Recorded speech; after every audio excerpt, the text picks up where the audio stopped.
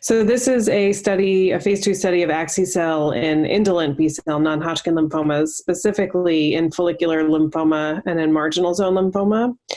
And patients were eligible for this study if they had 2 or more prior lines of therapy, had to at least include chemoimmunotherapy with a CD20 antibody and with an alkylating agent.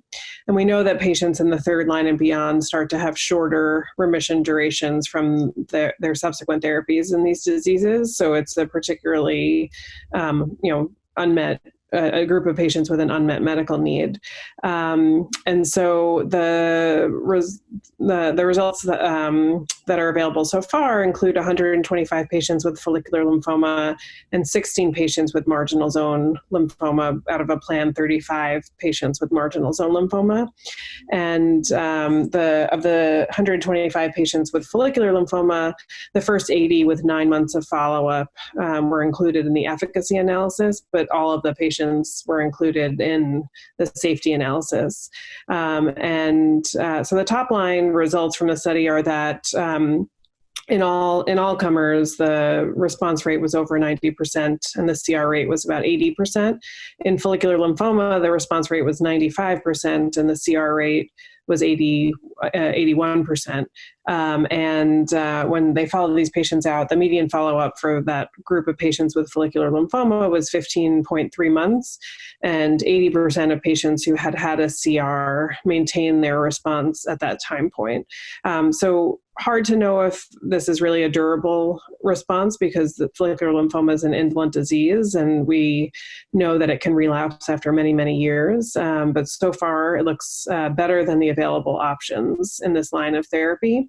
And I think the other important thing was the safety profile. So for follicular lymphoma in particular, 23% of patients had no cytokine release syndrome whatsoever.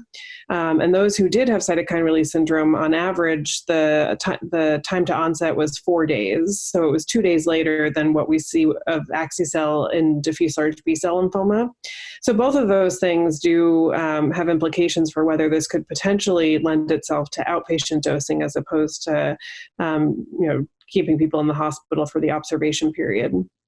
In terms of high-grade cytokine release syndrome, that was lower than Axi-cel and large cell lymphoma at 7%. And in terms of high-grade neurotoxicity, that was also lower at 15%. So a more favorable toxicity profile than we're used to seeing, and very, very, very good results in terms of CR rate and the percentage of patients who remain in remission out at median follow-up of 15.3 months.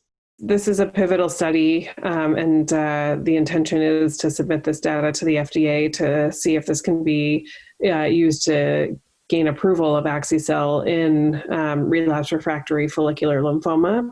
But again, the patients in the study were all 3rd line and beyond. And so the question is, with longer follow-up, if these do look like they're durable remissions and possibly even a curative therapy, although like I said, we need longer follow-up to determine that. The question will become, is this something we should be offering to patients with follicular lymphoma earlier in their therapy? And the answer to that is really going to come from the toxicity profile. So patients with follicular lymphoma generally live for 20 to 30 years. And of course, we don't want to treat them with anything that could shorten that lifespan. So we have to be sure that we have an acceptable safety profile in order to move this up. But for many patients living with follicular lymphoma, having a one-time infusion as their single therapy would be much more preferable to, a lifetime of uncertainty of going back and forth to the doctor, finding out if their disease is active, and whether they're going to need to be on months of chemotherapy versus years of some of the targeted agents. So this has a great potential to change our treatment algorithm for this disease, but we need longer follow-up and to feel confident about the toxicity profile.